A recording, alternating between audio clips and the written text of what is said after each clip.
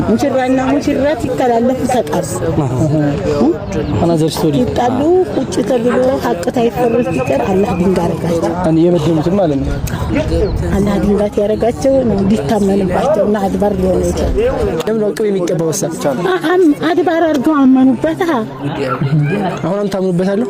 አድባር አድርገው አመኑበት። ስለዚህ እርሷም በዚህ ይህ አሁን የተመለከታችሁት ባዕድ አምልኮ ከአላህ ውጭ ያለን አካል መገዛት ለድንጋይ አምልኮትን ማቅረብ እየተደረገ ያለው በደሴ ዙሪያ አካባቢ ነው። የምታውቁት ካላችሁ ወሎ ዩኒቨርሲቲ ሳትደርሱ በሚገኝ ቦታ ላይ ነው ይህ ድንጋይ ያለው። በመጀመሪያ በዚህ ድንጋይ ላይ ያላቸውን እምነት ወንድሞች ጠይቀዋት በምትናገርበት ጊዜ የምትለውን ነገር ስሟት። አሁን ታምኑበታለሁ። አድባር አድርገው አመኑበት። ስለዚህ እርሷም በዚህ በድንጋይ ጠቃሚነት ይወጣበታል። አድባር ቀባርገው ያውቃሉ። አንተ እንዴት ቀብተው ያውቃሉ? አሁን ቅቤ ምን አትፈም? ለምን ፈልገው ለምን አጀውት አረጋለሁ።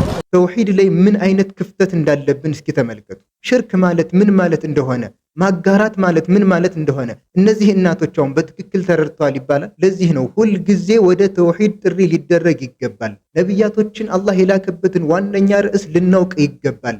አሁንም በተደጋጋሚ የተውሂድ ጥሪ በየከተማው በየገጠሩ ያስፈልጋል የሚባለው ለዚህ ነው። ለከተማ ቅርብ በሆነ ሰፈር ላይ መስጂድም ዱዓቶችም በበዙበት ሀገር ላይ ያንን ድንጋይ እየሄዱ ሀጃቸውን የሚጠይቁ ከሆነ በገጠሩ ክፍል ላይማ ትክክለኛ የተውሂድ ዳዕዋ ባልደረሰበት አካባቢማ እንዴት አይነት የሽርክ አዘቅት ውስጥ ሊሆኑ እንደሚችሉ አስቡት። ነገሩ እየተመለከታችሁ ነው። አህባሽና መሰል የጥመት አካላት ከአላህ ውጭ ያለን አካል ብንጠይቅ ምን ችግር አለው? ቀብር ውስጥ ያለን አካል ሂደን ሀጃችን ብንጠይቅ ምን ችግር አለው? የሚልን የሽርክን አስተምሮት ህዝቡ ላይ እየረጩ ወደዚህ አይነት የጃሂልያ እምነት ነብዩ ሰለላሁ ዐለይሂ ወሰለም ለማጥፋት የተላኩትን እምነት ነብዩ ሰለላሁ ዐለይሂ ወሰለም በተውሂድ የገደሉትን የሽርክ ጨለማ እንደገና እነሱ ይህንን የሽርክ እምነት ነፍስ ለመዝራት እንደዚህ እየተጋጋጡ ባሉበት ሰዓት ላይ እንደዚህ አይነት ሰው መገኘቱ የሚገርም ነገር አይደለም። እንደሰማችሁት እንግዲህ ድንጋዩም ይሰማናል፣ ሀጃችን ያወጣልናል ብለው ድንጋይን እየተገዙ ማለት ነው።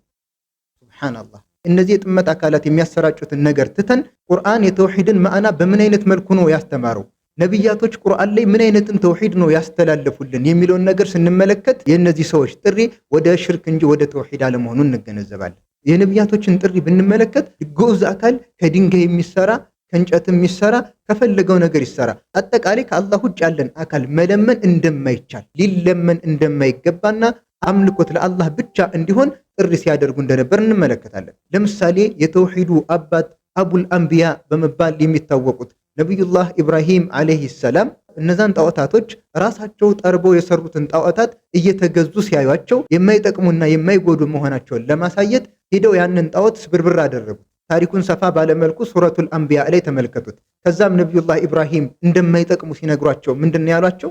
አፈተዕቡዱነ ሚን ዱኒላሂ ማ ላ የንፈዑኩም ሸይአን ወላ የዱሩኩም፣ ከአላህ ውጭ ያለን አካል ትገዛላችሁን?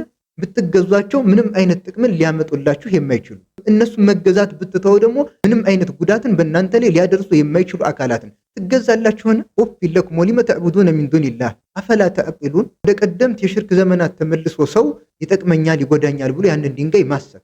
ይህ የተመለከታችሁት ድንጋይ ሰዎች በዚህ አይነት መልኩ እያመኑበት ያለ በአላህ ላይ እያጋሩበት እያቻረኩበት ያለ ድንጋይ ጣዖት ነውና ይህንን ነገር የደሴ መጅሊስ አይቶ እንዲያጠራና ድንጋዩንም አፈራርሶ አስወግዶ ቦታውን ለሌላ ተቋማት ነገር እንዲያውለው እንጠይቃለን። መልእክቱ በተቻለ አቅም ለደሴ መጅሊስ አመራሮች እንዲደርስ አድርጉ። ኢንሻአላህ ፈጣን የሆነ እልባት ይሰጡበታል ብለን እንጠብቃለን። ከዛ ውጭ ግን እንደተመለከታችሁት ሽርክ አያስፈራንም የሚሉ ሰዎች፣ ሽርክ በእኛ አካባቢ የለም እያሉ በተውሂድ ላይ የሚዘናጉ ሰዎች የተሳሳተ ግንዛቤን እንደያዙ አውቀው አሁንም ራሳቸውን ተውሂድ ምንድነው፣ በምን አይነት መልኩ ነው የተረዳሁት፣ ሽርክ ምንድነው፣ በምን አይነት መልኩ ነው የተረዳሁት በማለት ራሳችንን በትክክለኛ አቂዳ ላይ ልናንጽና ልንገነባ ይገባል።